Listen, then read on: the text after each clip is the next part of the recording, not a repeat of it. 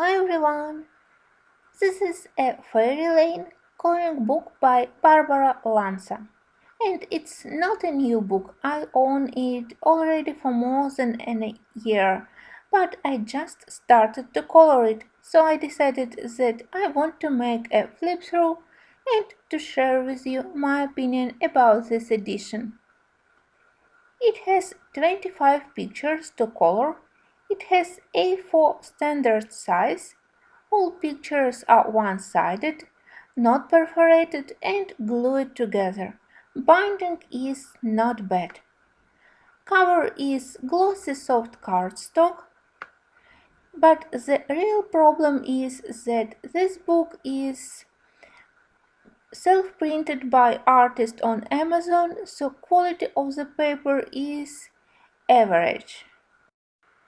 But first of all, I want to say that I am totally in love with the artist's style.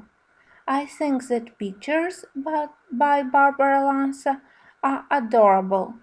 I love her fairies and I even more like her floral designs. I love that pictures are quite detailed.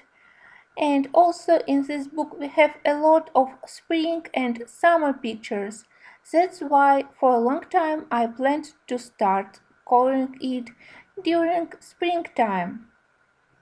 But when I started my first project and video about this process, I will post in the same time as this flip through.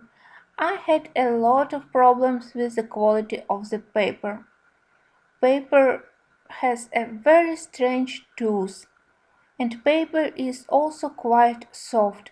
So I started to work with Prismacolors and it was really hard to put them on this paper without having white areas, and it was quite hard to cover smoothly paper even with blender or burnisher.